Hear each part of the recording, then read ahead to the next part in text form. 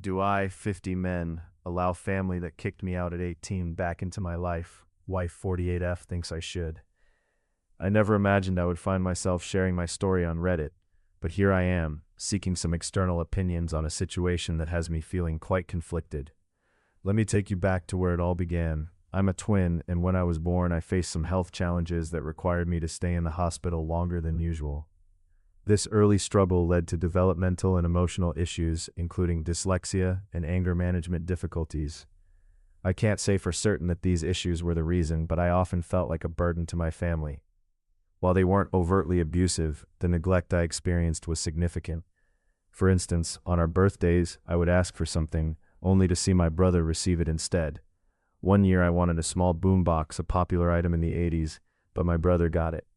Another Christmas I asked for a remote-controlled car, but once again my brother was the one who received the gift, while I was told that due to financial constraints, I would have to wait for my present. In the end, I received nothing but clothes, while my brother enjoyed an array of toys. As I grew older, I tried hard to prove myself. In 6th grade, I worked diligently to earn good grades, achieving all B's, which was quite an accomplishment for me. Yet my family's response was to compare me to my brother, who received all A's. It was at this point that I realized my place in the family. I was just a roommate they had to care for, nothing more. In an attempt to gain attention, I resorted to mischief, thinking that if I got in trouble, at least I would be noticed. Not the best strategy, but as a child I was just trying to navigate my feelings of inadequacy. When I turned 18 and graduated high school, my family met me at the door with a bag of my clothes. They told me they had done their job and that it was time for me to leave. I asked about my brother, and they told me he was going to be someone, while I was destined to be a failure. Truthfully, I was ready to go. I had long understood how they felt about me, so I grabbed my bag, ignored my mother's attempt to hug me, and walked out, never looking back. It took time for me to get on my feet, but I had friends who helped me along the way. Fast forward a few years and I met my wife while working at a gas station. We clicked instantly, and a few years later, we got married. Together we built a home, something I had never truly experienced growing up. In 2005, we welcomed our daughter, and 2 years later our son arrived. From my perspective, my life was perfect, filled with love, a stable home, and a fulfilling job in IT. Then, out of the blue, I received a phone call from my mother, informing me that my father had passed away. She expressed a desire for me to attend the funeral, and mentioned that they missed me and wanted to reconnect. I was taken aback, especially since I hadn't heard from them in over 3 decades. I told her I was busy with work, which was true, and hung up. I know this might have seemed rude, but from my perspective, why should I give them any of my time after all these years? I shared the news with my wife, who, while understanding of my family history, felt that it would be the right thing to do to attend the funeral. She pointed out that my mother reached out, which showed some level of care, and that family is important. My wife comes from a large family that has always treated me well, so her view of family is quite different from mine. I have built my own family, and I feel no obligation to reconnect with those who treated me poorly. I understand my wife's perspective. She worries that I might regret not attending, but it feels like they only want to reconnect now that my father has passed, perhaps out of guilt. So here I am, wrestling with the decision. Should I attend the funeral and face people I've learned to let go of? Or should I prioritize my own family and continue living my life without them? I'm curious to hear from others who have gone through similar situations. Did reconnecting with estranged family members bring you peace, or did it end up being a mistake? As I ponder this, I can't help but think about my twin brother. We don't communicate much, not out of animosity, but because our lives have taken us in different directions. I occasionally send him a Christmas card, but that's about it. I suspect my mother is still the self-centered person she has always been, more concerned with appearances than genuine connection. So what do you think? Should I let my family back into my life after all these years? Or is it better to keep the door closed? I never thought I would find myself in this position, contemplating whether to allow my family back into my life after they kicked me out when I was just 18. It's a complicated situation, and my wife, who is incredibly supportive, believes I should consider reconnecting with them. But the memories of my childhood linger, and they are not all pleasant. Growing up, my family dynamic was far from ideal. I often felt neglected and emotionally abused, and I learned the hard way that not all families are loving. My mother, in particular, had a way of making everything about herself. When she reached out to me after all these years, I couldn't shake the feeling that her intentions were self-serving. It was as if she had suddenly realized that I was doing well for myself and wanted to benefit from that. My wife, bless her heart, comes from a loving family and struggles to understand the complexities of my past. She sees my mother's outreach as an opportunity for healing, but I can't help but feel wary. After years of silence, why now?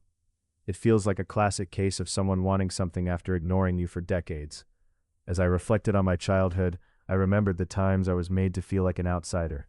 I was often left out of family events, like the time my brother got to go to SeaWorld while I was told I was having a sleepover with my grandmother, only to find out later that it was a ruse. I even gave up on my dreams of singing because my family never showed up to my concerts. It was heartbreaking to think about the talent I might have had if only I had received the support I needed. When my father passed away, I wondered if that was the catalyst for my mother's sudden interest in reconnecting. Perhaps she was feeling guilty or realized that she had lost her main ally in the family. I had a brother, but our relationship was distant. We exchanged occasional holiday cards, but we had taken very different paths in life. He was doing well, married without kids, and I couldn't help but think that my mother might see me as a potential source of support now that her husband was gone. As I shared my thoughts with others, many echoed my concerns. They warned me that when someone who had neglected you for so long suddenly wants to be involved, it's often for their own benefit. I found comfort in knowing that I wasn't alone in my feelings. I had worked hard to build a life for myself and my family, and I wasn't about to let my past dictate my future. Some suggested that I should at least hear my mother out, to see if she had changed, or if she was genuinely remorseful. But I couldn't shake the feeling that if she truly wanted to reconnect, she would have made an effort long before now. The idea of introducing my family to her was daunting, and I worried about what kind of message it would send to my children.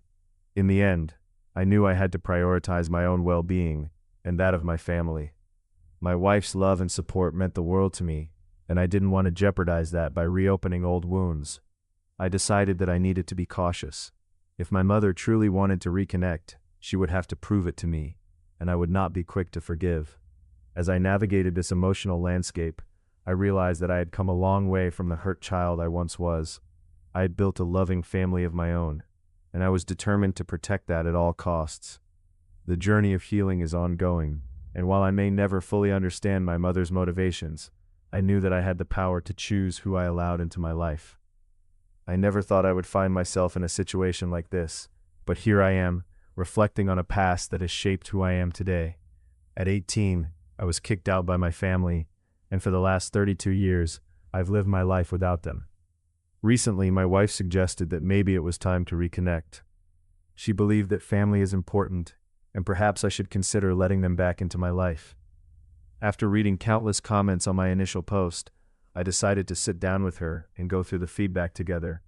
It was eye-opening for both of us. While some comments were a bit harsh, they helped her understand my perspective better. I reassured her that I appreciated her concern and that her intentions were good. One suggestion stood out among the rest: to reach out to my brother. So I did just that. I called him and asked if he had a moment to talk. To my surprise, he mentioned that he had given my number to our mother.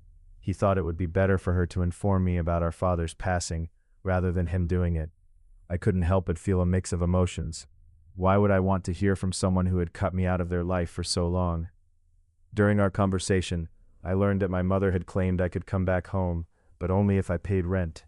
I had left on my own terms, refusing to pay for a place that felt more like a prison than a home.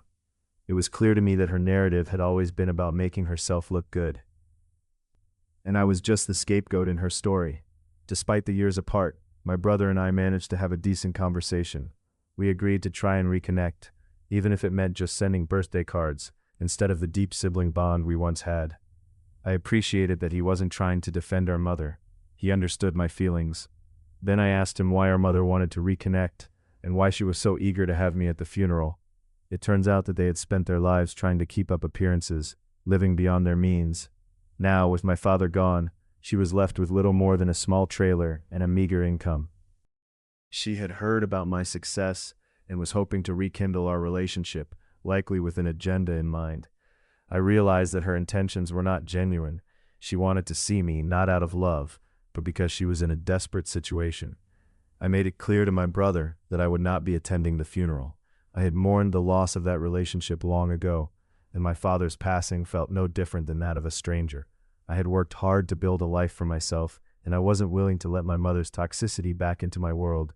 My brother understood my decision, and I told him that if anyone asked about my absence, he could tell them the truth or make up a story. At this point, my immediate family, my wife and children, were my priority. I chose to stay distant from my mother and blocked her number. In the end, my wife and I agreed that this was the best choice for our mental and financial well-being. I had no intention of losing everything I had worked for to someone who had abandoned me for so long. Instead, I planned to hold a small goodbye for my father on my own terms, away from the drama. I want to express my gratitude to all the kind strangers who took the time to share their thoughts and support. It's incredible how many people can come together to offer compassion. This journey has taught me a lot about myself and the importance of surrounding myself with those who truly care.